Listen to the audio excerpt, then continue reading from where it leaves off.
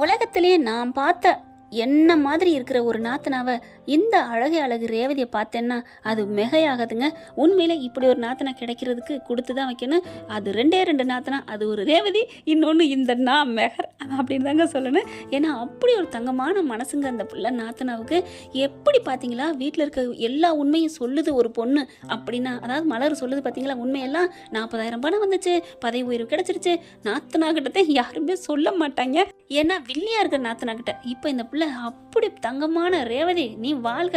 ரேவதியை பார்க்குறப்பெல்லாம் என்ன பார்க்குற மாதிரி இருக்குது, ஆனால் ரேவதி புருஷனை பார்க்குறப்ப என் வீட்டுக்கார மாதிரி இல்லைங்க. அவர் கதைக்காக கொஞ்சம் வில்லத்தனமாக காமிக்கிறாங்க. என்னதான் வில்லனாக இருந்தாலும் ஒரு 30 லட்ச ரூபா காசை வேணான்னு சொல்லிட்டு ஒரு பொண்ணை கல்யாணம் பண்ணிட்டு வரான். அது வரைக்கும் நல்லா தான் தோணுது. போக எப்படி பயங்கர வில்லனாக வரப்போறா அப்படிங்கிறத பார்க்கலாம் பொறுத்திருந்து.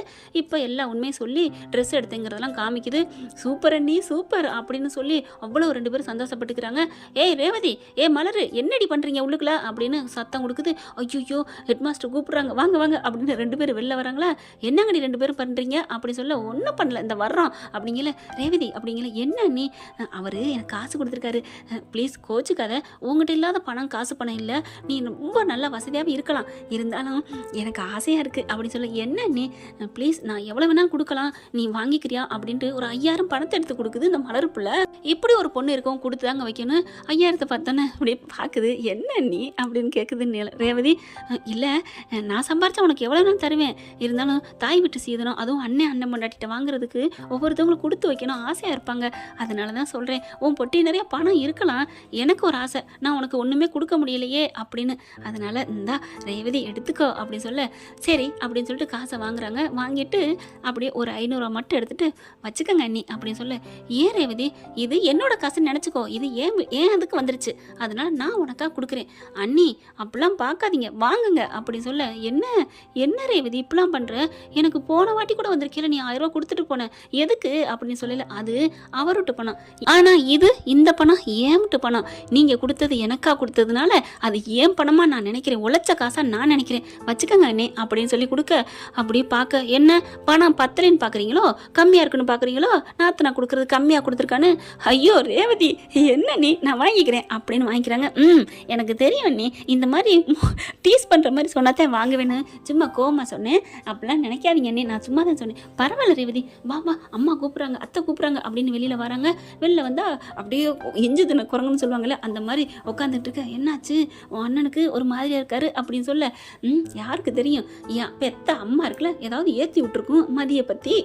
அத்தை டீ போட்டு கொண்டாரவா, அண்ணா டீ போட்டு கொண்டாரவா, அதெல்லாம் ஒன்று வேணாம், என்ன நடந்துட்டு இருக்கு வீட்டில் அப்படின்னு தங்கராஜ் மாலர்கிட்ட கேட்குறாரு.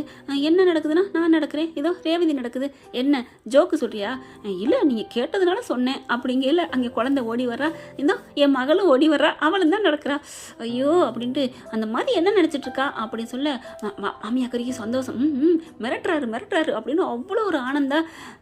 என்கிட்ட தான் எல்லாம், அவகிட்ட காமிக்க முடியாது பருப்பை அப்படின்னு நினச்சிட்டு, தெரியலையே அவள் என்ன நினைக்கிறான்னு ஃபோன் பண்ணி கேட்கட்டா, என்ன உனக்கு வர திமிர் வச்சு போச்சா அப்படின்னு மாமியா கேட்க, ரேவதி உடனே அடக்குது. அம்மா ஏமா அண்ணி இப்போ என்ன சொல்லிட்டாங்க, நீங்கள் கேட்குறதுக்கு பதில் சொல்கிறாங்க, ஏய் நீ அடக்கடி அப்படின்னு சொல்லிட்டு, இங்கே பாருமா மலரு, உன்னை நீ எனக்கு ரொம்ப பிடிக்குமா, நீ என் கூட பிறந்த தங்கச்சி மாதிரி தான் நான் நினைக்கிறேன், ஒச்சோ அப்படின்னு நினைக்கிறேன். என்ன இல்லை டீ போட சொன்னாங்களே அதுக்கு தான் அச்சோ சொன்னேன், சொல்லுங்கள் அப்படிங்கல. அப்படியே ஒரு டென்ஷன் ஆகுது.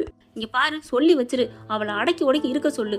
என்ன அத்தையை ரொம்ப பேசுதா, மாமா ரொம்ப எதிர்த்து பேசுதா, ஏத்த அப்படியா என்ன பேசுனா, நான் காலேஜுக்கு போவேன்னு சொன்னால, அது ஒன்றும் எடுத்து பேசலையே, காலேஜுக்கு போகிறேன்னு சொல்கிறது வேலை பார்க்குறத பார்க்க போகிறா, அப்புறம் காலையில் வாக்கிங் போகிறேன்னு சொன்னால அதுவும் உங்கள்கிட்ட சொல்லிட்டு தானே போனா, வாக்கிங் போகிறது இயற்கை தானே, இதுவா எடுத்து பேசுதுன்னு சொல்கிறீங்க அப்படி பார்க்குறாரு தங்கராஜ். அத்தை இதையா நீங்கள் சொல்கிறீங்க, ஆமாம் மாப்பிள்ள, என்னத்த விடுங்கத்த, இந்த காலத்தில் எந்த பொண்ணுங்க வாக்கிங் போகாமல் இருக்காங்க, வாக்கிங் போகாட்டி நல்லவங்களே இல்லைன்னு சொல்லுவாங்க, வாக்கிங் போகிறத நல்லதத்தை அப்படியே பயப்படுறாரு மதிக்கு. என்ன மாப்பிள்ள நீங்களும் பயந்து போய் பேசுகிறீங்க, சேச்சா நான் பயப்படலாம் இல்லை, அவள் பக்கத்து இருக்கிற நியாயத்தை நான் சரின்னு சொல்ல வரேன், இதே தப்புன்னா நான் தப்புன்னு சொல்லிடுவேன் அப்படின்னு தங்கராஜ் மலுப்புறாரு. அடுத்து பேசிட்டு இருக்காங்களா, வரட்டு பார்த்துக்கோ, நீ சமையல போடுறி, டீ போட்டு கொண்டாடி அப்படின்னு சொல்கிறாங்க. அப்புறம் ரேவதியும் போயிடுது, இந்தா போயிட்டா, உன் பொண்டாட்டி அவளுக்கு சமைச்சு கொடுக்கணும், குச்சுன்னு பேசுவா, இவளுக்கு 2 பேரும் அக்கா தங்கச்சியா நாத்தனானியான்னு தெரியல எனக்கே அப்படி சொல்ல, ஆமாத்த ஆமாம் இந்த 2 பேர் கூட்ட நீ உடைக்கணும், உடைச்சு நீ என்னடா பண்ண போற அப்படின்னு தானங்க தோணுது. இப்போ பார்த்தீங்கன்னா மதி வந்துடுதுங்க, எல்லாம் உட்காந்து பேசிகிட்டு இருக்குதுங்க. மதி பார்க்குது அப்படியே ஒரு மாதிரியா, என்னதான் எதிர்த்து பேசினாலும் பார்த்தோன்னு கிளுக்குங்கிறது மனசுக்குள்ள, மதிக்கு என்ன கேட்க போகிறாங்களே, அதுக்கு தகுந்த மாதிரி பதில் வேற சொல்லணுமேட்டு அது பாட்டுக்கு கண்டுக்காமல் போக மதி அப்படின்னு சொல்லி மாமியார் கூப்பிட அப்படியே கண்டுக்காமல் போகுது. மதி அப்படின்னு கூப்பிட்டு, என்னத்தை கூப்பிட்டீங்களா? இந்த வீட்டில் மதின்னு நீ மட்டும்தானே இருக்கிற? ஆமாத்த நான் மட்டும்தான். என்னத்த சொல்லுங்க அப்படின்னு சொல்ல, மாப்பிள்ளை வந்திருக்காரு தெரியுதா இல்லையா? அண்ணே வாங்கண்ணே.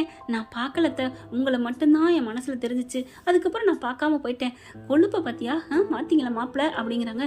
சரி விடுங்க விடுங்க, வந்திருக்காரு வாங்கண்ணே, நல்லா இருக்கீங்களா? அதெல்லாம் கேட்குறது இல்லையா? ஓ அப்படின்ட்டு, அண்ணே வாங்கண்ணே, நல்லா இருக்கீங்களாண்ணே? ரேவதி நல்லா இருக்காங்களா? அவள் இங்கே தான் இருக்கா, அவளும் வந்திருக்கா அப்படின்னு மாமியார் சொல்ல, அத்தை அண்ணனுக்கு நல்லா பேசுவாரே, அவருக்கு சொல்லட்டுமே பதில், நீங்கள் அந்த பேசிக்கிட்டே இருக்கீங்க, அண்ணன்ட்ட நான் கேள்வி கேட்டா அப்படி சொல்ல அப்படியே பார்க்குறாங்க. இப்படியும் முறைக்கிறாங்க. பாத்தியெல்லாம் மாப்பிள்ள இப்படித்தான் அவள் எடுத்து பேசுகிறா. சரி விடுங்கத்த, மதி நீ போ, நீ எல்லாத்தையும் ரெடி ட்ரெஸ் எல்லாம் பண்ணிவிட்டு நீ களைச்சி வந்திருப்ப, நீ போமா தங்கச்சி அப்படிங்கிறாங்க. அப்படியே ஃபோன் வருது. ஃபோன் அடித்தோன்னே ஹலோ அப்படிங்கிறாங்க. அக்கா நீ காலேஜுக்கு போயிட்டியாக்கா? சந்தோஷங்கா அப்படிங்கிறாங்களா. ஹலோ ஹலோ அப்படிங்கிறாங்க. என்னங்க லோன்ட்டு போயா போன வையா அப்படின்னு வைக்க, என்னது போயாவா? என்ன மதி சொல்கிற அப்படிங்கல. அட லோனு வாங்கிக்கணும் லோன்னு அலைகிறாங்க, வேணான்னாலும் கேட்க மாட்டேங்கிறாங்க, அதனால தான் போயான்னு வச்சுட்டேன் அப்படின்ட்டு போக ரேவதி மலரும் அடுப்புலேருந்து சிரிக்குதுங்க. ஐஃபை அடிச்சுக்கிட்டு சிரிச்சுக்கிறாங்க. வெறி ஆகுறாரு தங்கராஜ். அதுக்கப்புறம் உள்ளுக்கு சிரிச்சிட்டு மதி போயிருந்தா அடுப்படிக்கு போயிட்டு இவங்க 3 பேர் சேர்ந்து ஐஃபை அடிச்சுக்கிறாங்க. ஐயோ அப்படின்னு சொல்லிட்டு, எப்படிக்கா இவரோட குடும்பம் நடத்துறீங்க அப்படின்னு சொல்ல, ரேவதி வந்துட்டு என்ன பண்ணுறது, இவர் இந்த மனுஷன் போயான்னு சொன்னாலும் சொல்லிவிட்ட, நேற்றுலாம் முந்தானத்துலாம் தூங்கவே இல்லை அப்படிங்கிறாங்க. என்ன சொல்கிறீங்க? ஆமாம் நானும் வச்சு செஞ்சேன்ல, போயான்னு சொல்ல, என்ன சொன்னேன் இதே தான் கேட்பாரு. இப்போ கூட சொன்னார்ல, அதே தான், இவர் சாதாரண டம்மி பீஸ்ன்னு தான் தோணுது அப்படின்னு சொல்ல, மலர் அதைத்தான் நான் சொல்கிறேன், இதுங்கெல்லாம் சும்மா டம்மி பீஸுங்க, ஆனாலும் அப்பப்போ புயல் மாதிரி சீவுங்க. அந்த காற்று வந்து அப்படியே வீசி அடிக்கல, புயல் மெதுவாக வீசினா தென்றல்ல, அது மாதிரி தான் இந்த குடும்பமும். இப்போ என்ன பண்ணுறாரு, தங்கராஜ் எப்படியாவது மதிக்கிட்ட பேசணும்னு நினைக்கிறாரு. ஏன்னா மாமியாக்கர் சொல்லிடுச்சு இல்லையா. இப்போ கிச்சனுக்கு வராரு. மதி என்னம்மா நீ போய் ட்ரெஸ் எல்லாம் சேஞ்ச் பண்ணிட்டு வா அப்படிங்கல. அப்படி பார்த்துட்டு உள்ளுக்க போயிடுறாங்க.